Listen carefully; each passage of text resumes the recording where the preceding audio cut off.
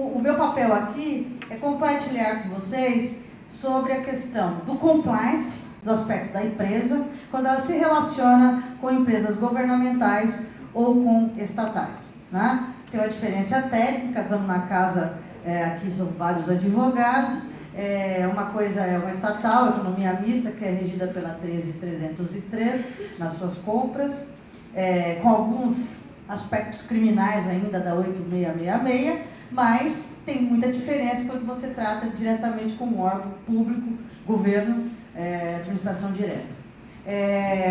Mas como eu vou falar sobre o compliance no tratamento dessas duas categorias de empresa, a única ressalva é que uma empresa que tem o Estado como parte do ownership, como parte do proprietário da empresa, e que exerce atividade no ramo privado, ela está ali por força da Constituição Federal, que reconhece que a sociedade, aquele país, aquela economia, ainda não tem capacidade financeira econômica de investimento e, portanto, o retorno do investimento seria muito árduo e muito dificultoso e, portanto, o capital privado não se sente atraído para, então, integrar aquela atividade econômica privada. Então, hoje, quando a gente viu à tarde a questão da CETESB, né, tinha uma lista lá de 20 empresas, muitas delas, né, a parte de energia, a parte de abastecimento,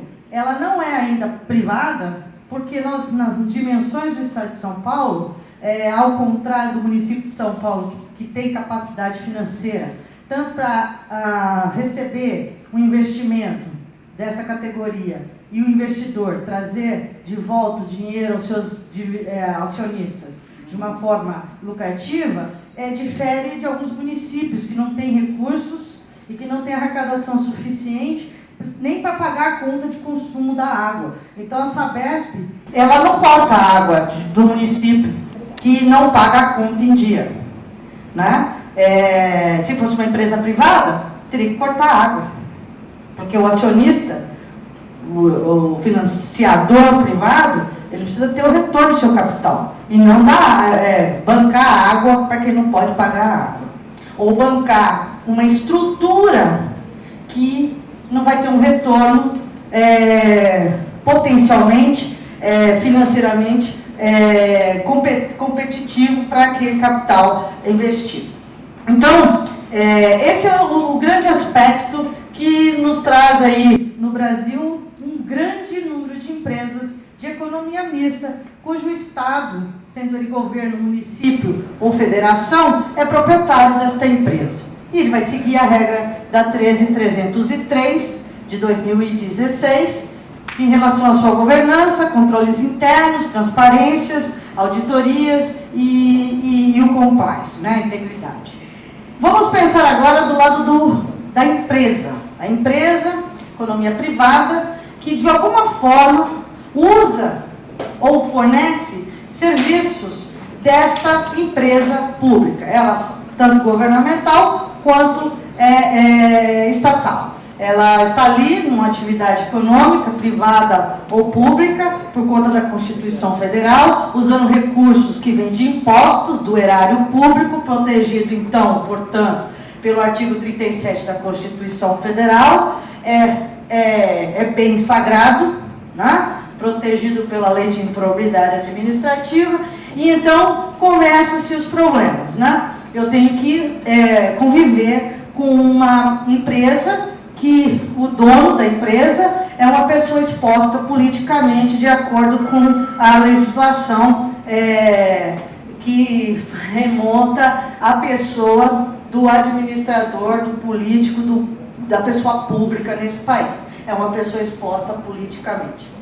Bom, eu tenho um programa de compliance, como todos já falaram aqui, que fala sobre o Código de Conduta, o Código de Ética e Conduta para os seus funcionários, colaboradores, o Código de Conduta e Ética daqueles que são os seus fornecedores. Eu tenho as políticas de anticorrupção, eu tenho os procedimentos para poder, então, fazer o controle e efetivamente ser cumpridas essas políticas dentro da empresa, e eu tenho a questão do conflito de interesses. Então, quando eu me relaciono com uma empresa que vem com um corpo que é governo ou empresa de economia mista, onde tem um órgão público ali com a caneta na mão, decidindo em nome daquela empresa que não é dele, né? Eu tenho que ter alguns cuidados, né? E aí essa delimitação, né, na minha política de conflito de interesses, ela vai além do concorrencial, ela vai além das questões do mundo privado, porque ali eu encosto em algo que é sagrado, que é o erário público.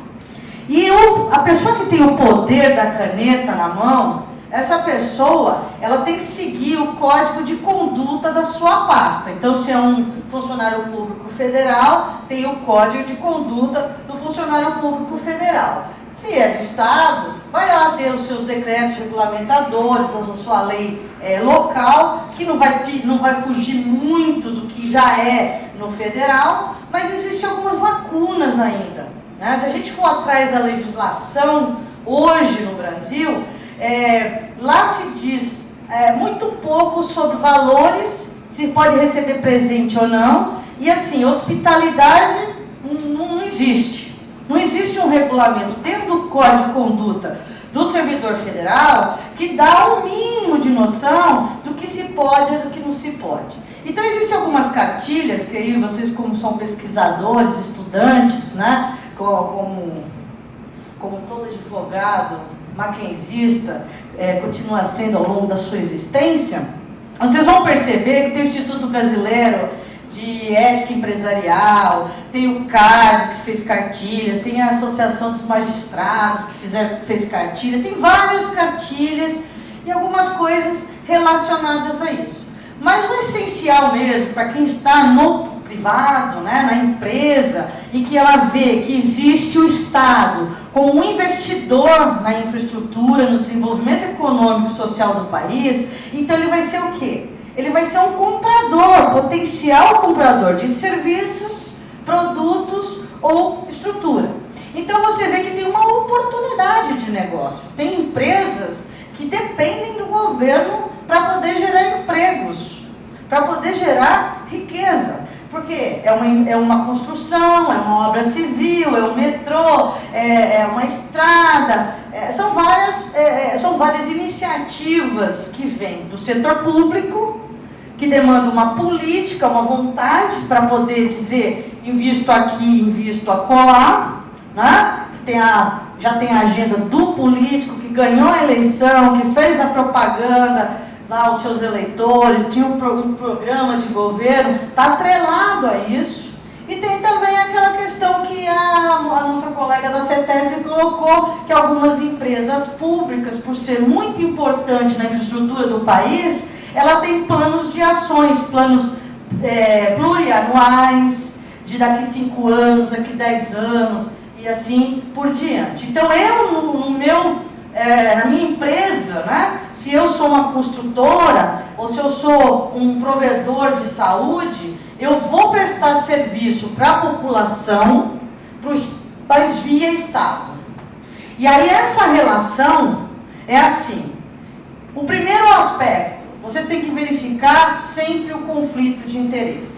A lacuna da lei, de que não existe lá, se é R$100, se é R$200, se é R$50, se no Estado pode, se no outro Estado não pode, se é estatal pode, se não... Você tem que criar uma política que você visibilize, ela tem uma visibilidade de que aquela pessoa, naquele momento, se ela for minha interlocutora de negócios, ela não pode ser o meu convidado para coisa nenhuma que não tenha que passar por antes o crivo do compliance. Não tem como você jogar na mão do executivo esse critério. Tem que ser prévio.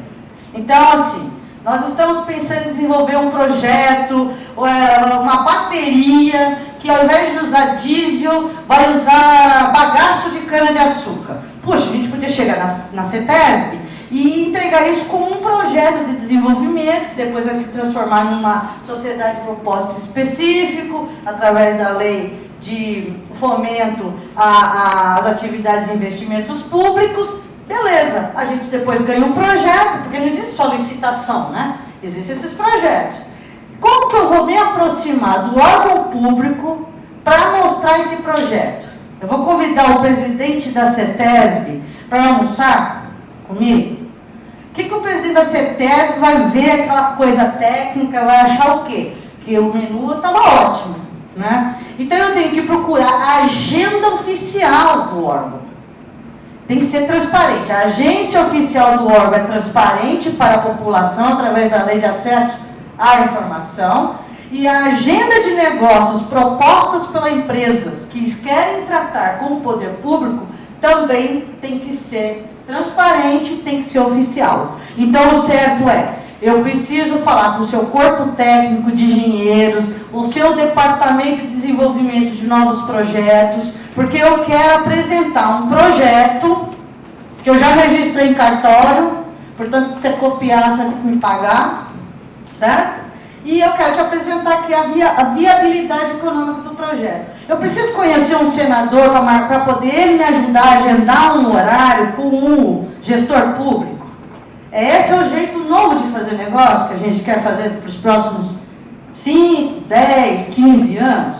Não. Então, na minha política, eu coloco, olha, se a gente está estudando viabilizar um negócio com aquela área do governo, aquela área do governo não é hóspede, não vai participar de hospitalidade na minha empresa, eu não vou convidá-lo para almoçar, porque não é ele que tem que decidir, é a gestão pública ou a gestão daquela estatal, e eu vou usar os caminhos da agenda oficial daquele executivo para apresentar o projeto. Por quê? Tem um ditado que diz assim, não basta aparentar honesto, a mulher de César tem que ser honesta. Né? Não tem um ditado assim que diz que não basta aparentar ser honesto, tem que ser honesto de fato, porque amanhã depois esse projeto vai estar sob o crivo da população, da sociedade civil organizada, do Tribunal de Contas. E aí um ticket de um restaurante ou um avião da primeira classe, porque normalmente quando a gente faz esses eventos aí, o pessoal tem a imaginação é fértil, chama a banda, inclui que pode levar o acompanhante, aí fala assim, não, lá nos Estados Unidos eu não posso convidar um médico, tudo pago, para ir numa conferência em Las Vegas, mas eu posso fazer aqui via empresa brasileira, e a gente põe aqui no México, aqui na Bolívia, na Argentina, e é só não chamar americano, tá tudo certo, né? Então a gente vê que o mundo hoje em dia está globalizado e essas coisas têm que estar claro e tem que estar claro no procedimento. E assim, as empresas que têm mais obrigações do que outras, que são aquelas reguladas, essas empresas têm que ser ainda mais cuidadosas ainda. Então as colegas da Thomson falou sobre crimes financeiros, né? A empresa onde eu trabalho, ela é regulada tanto pela SUSEP quanto pela CVM, né? Então a gente tem ali um pedaço que é uma consultoria de valores imobiliários, a gente tem seguro e tem resseguros. Eu não posso fazer nada que seja muito aberto na minha política, porque eu não posso colocar o meu executivo para decidir coisas que depois vão afetar a empresa inteira. Então é assim, vai sair com o governo? Primeiro tem que me contar. Para quê, por quê, como, para onde, entendeu? Dá uma de mineiro. Onde é que eu estou, onde é que eu vou, o que eu vou, entendeu? Aquela coisa assim.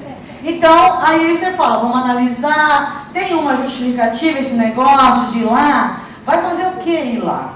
Nós vamos fazer um evento, nós vamos chamar todo o mercado de óleo e gás, nós vamos falar sobre risco estruturado, vai ter outros parceiros, outras seguradoras, então vai sair no jornal, a sua mãe não vai ficar com vergonha se ela ver essa notícia no jornal, vai estar tudo ok? Então vai estar tudo, qual é a lista dos convidados, o que vai ser, quanto vai custar, é um absurdo, é tipo assim, 2 horas de palestra, 1 semana de passeio, né?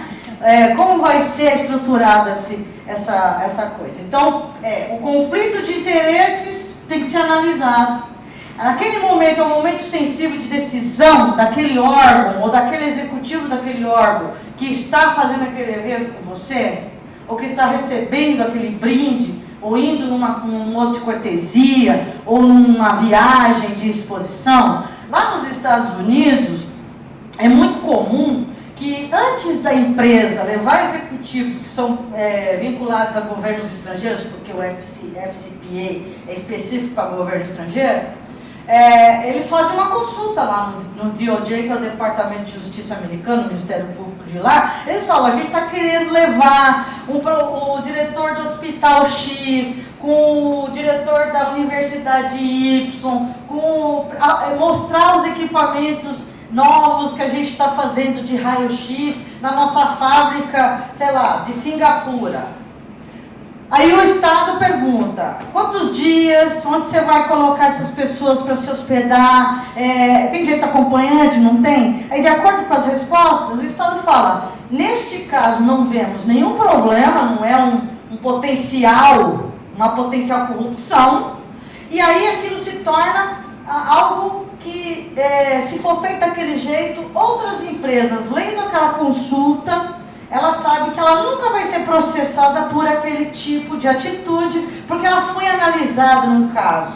A gente ainda não tem essa estrutura lá na CGU, né, no Ministério da Transparência. Deveria ter aberturas de consultas de casos concretos que ficam gravados, eu não preciso dizer quem é, o nome do cliente, o nome da autoridade, mas fica ali um caso concreto, gravado, que foi analisado por órgão competente para eventualmente aquele órgão que iria julgar e achar que era crime, que não podia ter sido feito. Então, checklist. Você tem o seu código de conduta, você tem a sua política, mas você tem que ter procedimentos. E você faz isso baseado no seu risco. Então, quando você faz a análise de risco da sua empresa, se você é uma empresa obrigada, se você é uma empresa que responde para mais do que uma jurisdição, além do Brasil, tá? No meu caso, respondo FCPA nos Estados Unidos e o UK Bribery Act em Londres, né? Então, consequentemente, ONU, OEA, União Europeia, porque é empresa global, está em 140 países. Então, se pisar na bola com cria igual o caso que a gente viu hoje no começo da manhã, é uma cascata, né? Aí, então, qual é o conflito de interesse, depois das políticas, dos procedimentos, e assim, dentro do seu risco e o seu apetite de risco, você determina, para qualquer ação com o governo, não tem valor. Dentro da minha empresa mesmo, tem algumas regiões que assim, só tomar cafezinho com o funcionário público, não tem problema, até $5, para lá uns valores absurdamente baixos, né, que é só café mesmo. Aqui no Brasil, nem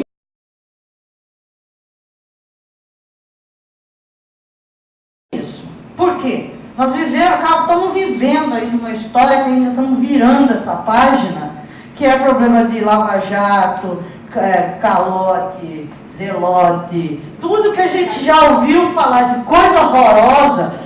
Nos últimos 4 anos, parece que juntou tudo e pôs tudo uma vez aqui, né? Não é à toa que lá naquela mapa de transparência, a nossa percepção aumentou, que eu acho ótimo. Porque quanto maior a percepção de que existe uma coisa que realmente existe, quer dizer que ela saiu do armário, né? Então, agora a gente tem que terminar a fase 4, que é mostrar a efetividade no cumprimento da lei. Então, nesse momento, o país não pode ter o executivo tomando essa decisão, porque não conjuga com o risk approach, que é o nosso risco real, não conjuga com a realidade, a conjectura do país, onde empresa pública, que é empresa do governo, né? Empresa pública nos Estados Unidos é empresa de capital aberto, gente. Então, quando o pessoal fala Public Health Company, é a empresa que o dividendo vai para a mão do acionista, que é igual você e eu. São pessoas.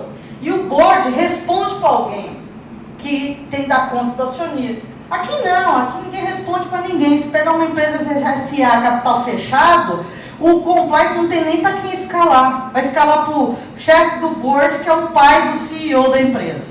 Então, é lógico que é fragilizado. Então, um procedimento tem que ser coerente com a nossa realidade, né? Então,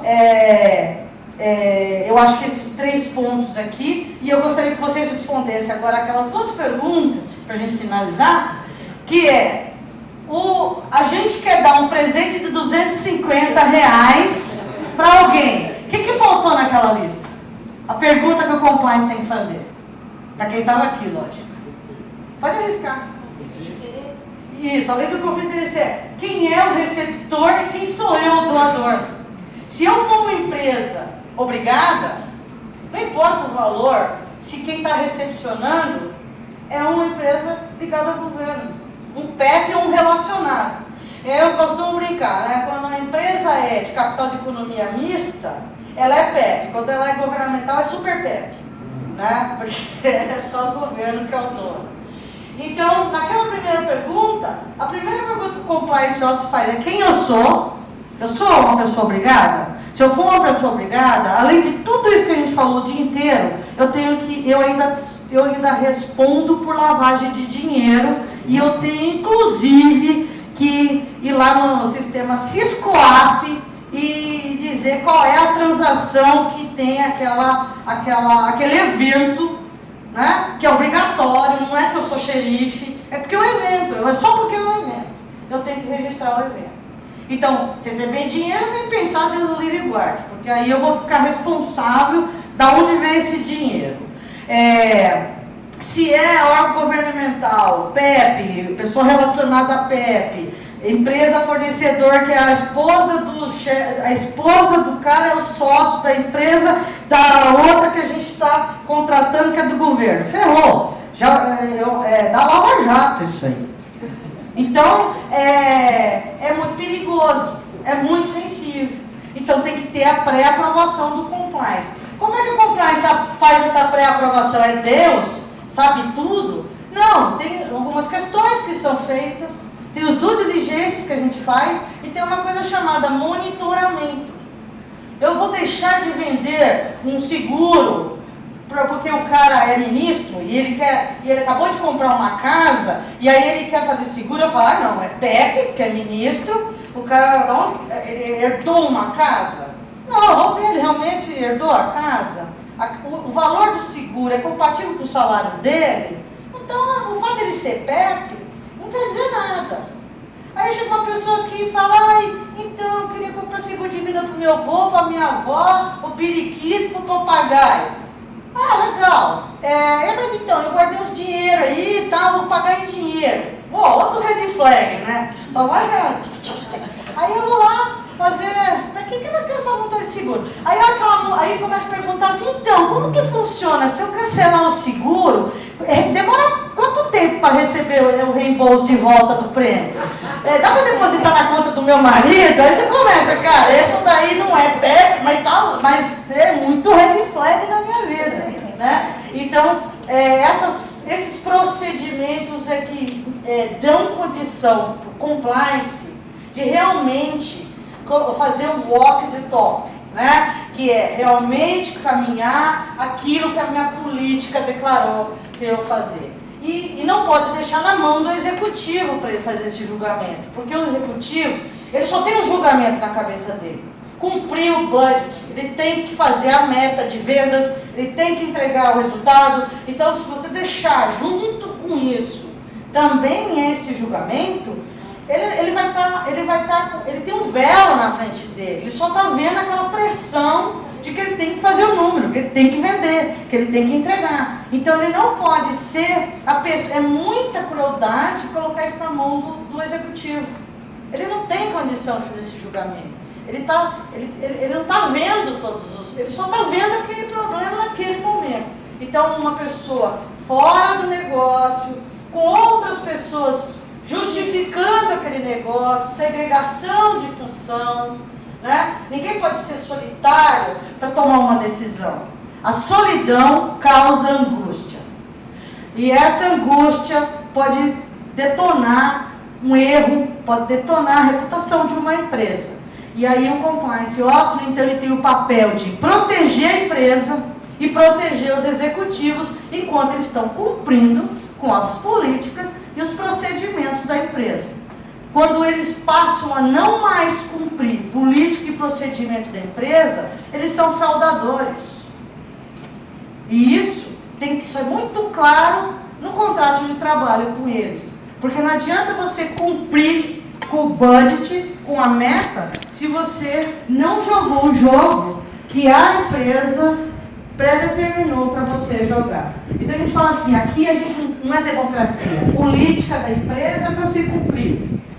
Né? A gente, como compliance, não é o cotovelo, não é o que diz não para tudo. A gente tenta viabilizar as necessidades do negócio com os procedimentos que a empresa determinou através de suas políticas. Espero que tenha sido muito obrigada pela paciência, por aguardar esse momento. A exposição foi sensacional e divertida também, né? Que nos dá grandes mulheres fazendo a exposição de relatos de compliance.